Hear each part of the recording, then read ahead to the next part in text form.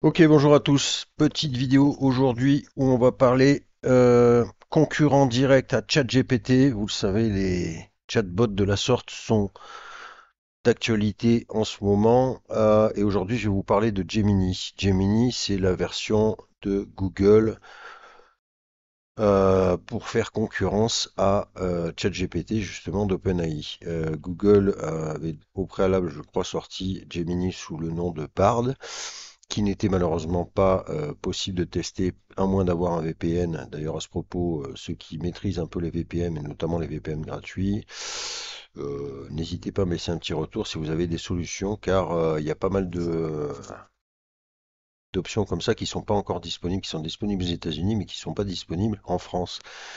Notamment un générateur d'images que j'aimerais bien tester, mais que voilà.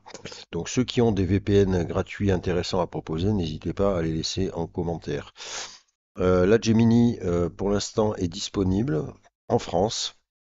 On est devant, on est sur l'interface. Et vous voyez que bon, ça se présente un petit peu de la même sorte que ChatGPT, pour ceux qui connaissent. Interface classique, sobre. Je crois que il sera peut-être pas forcément disponible gratuitement tout le temps. J'ai lu plusieurs choses, un mois d'essai, 2 mois d'essai. Pour l'instant, je peux pas vous en dire plus.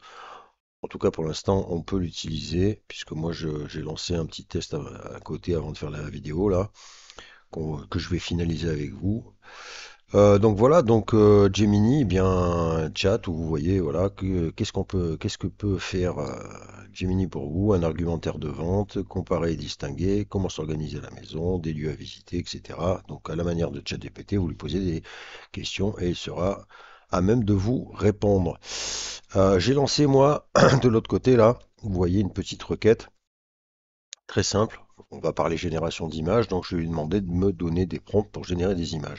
Vous voyez qu'il m'a proposé diverses choses en français, donc des prompts pour des paysages.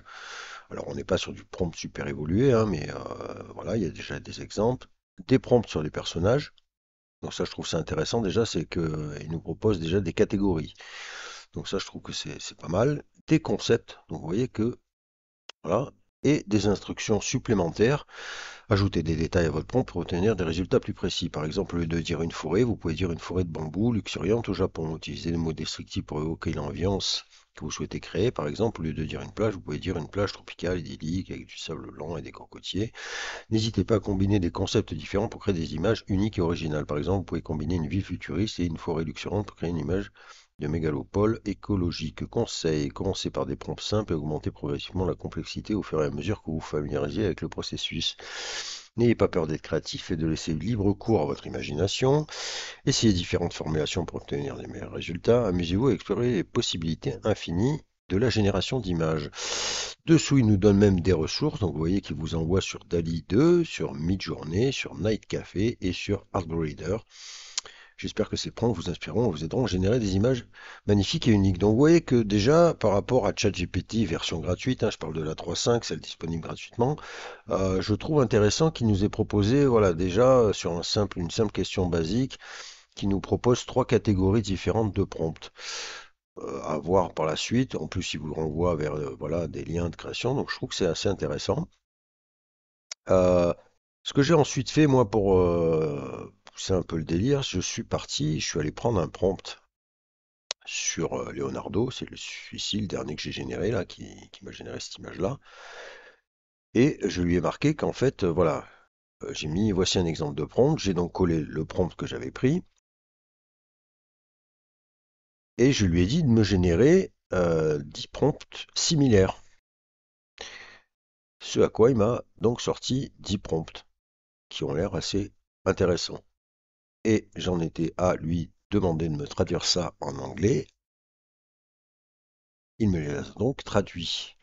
Donc ce qui pourrait être intéressant là, c'est par exemple de faire un petit copier-coller et de venir par exemple sur Leonardo pour voir un petit peu la percussion de ce prompt généré par Gemini.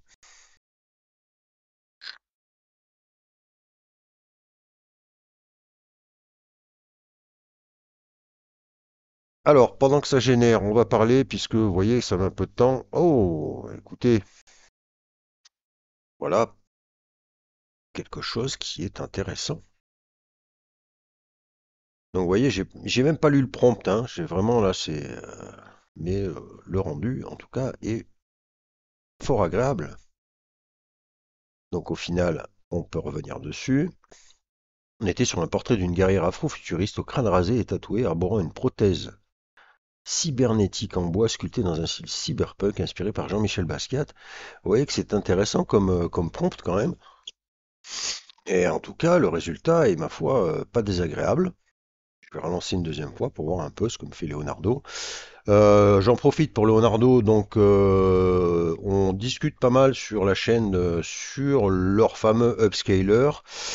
Pour l'instant, moi je vous dis, bon déjà j'y ai plus accès. Enfin moi je voilà, j'ai.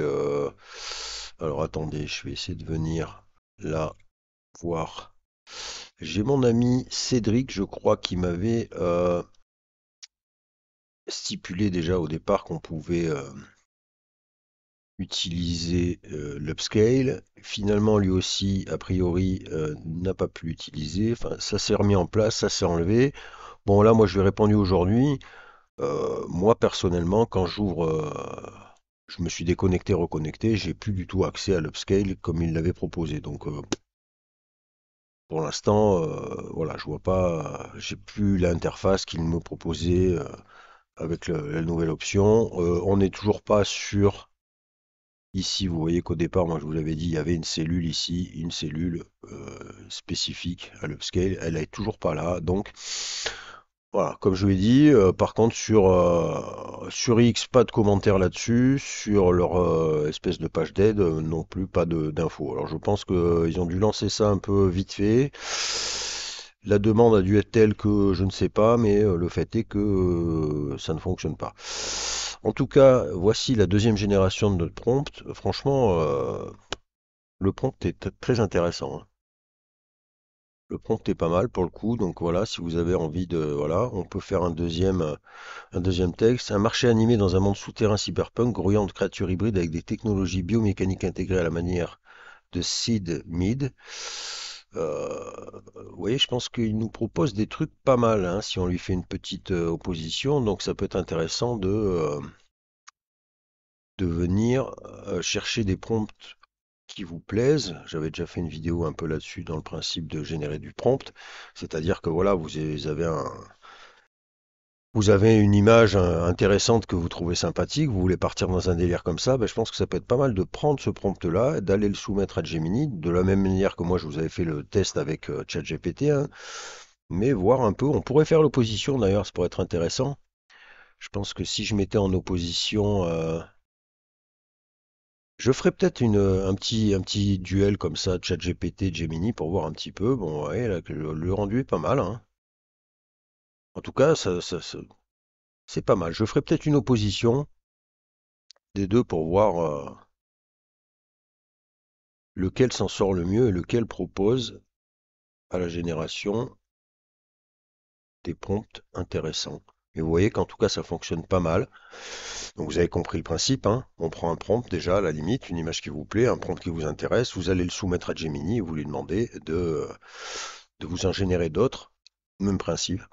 Et vous voyez que ça fonctionne pas mal. Vous pouvez en plus faire traduire si jamais vous maîtrisez pas l'anglais, donc ça peut être intéressant. Pour le reste, quoi dire? Bah écoutez, il faudra tester, hein, mais on peut, je sais pas, moi par exemple, si je lui mets écris-moi, on va faire. Alors attends,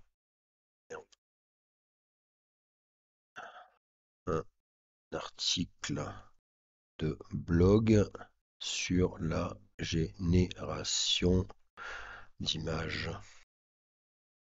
Il y a intelligence, intellectuelle, artificielle, intellectuelle, excusez-moi, je bug, artificielle.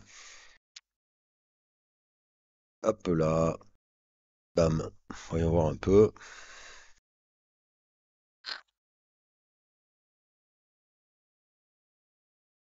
Alors, voyons voir un peu. Mhm.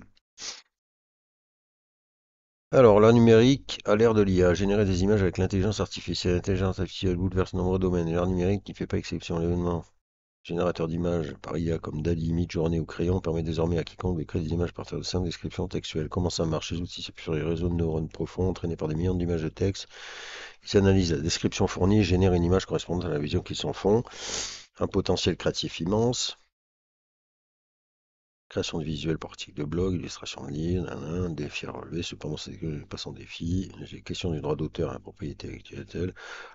Conclusion, pour aller plus loin, des petits liens. Alors, les URL, il y a des URL qui ont été pétés, là, je sais pas pourquoi, mais bon, en tout cas, vous l'aurez compris, ils se débrouillent quand même pas mal.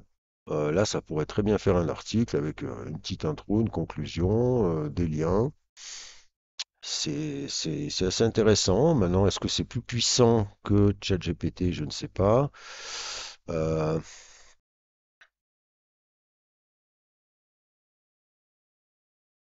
donne-moi un script pour générer une vidéo YouTube sur la génération d'images par IA. Voyons voir un peu. Est-ce qu'il est capable de nous sortir un script et sous quelle forme il va nous sortir ce script? Alors, introduction. Salut tout le monde. Aujourd'hui, on va parler d'un sujet fascinant, la génération d'images. Entendu parler de DALL-E, Midjourney, Crayon. Partie 1. Qu'est-ce que la génération d'images? Comment générer une image? Application concrète.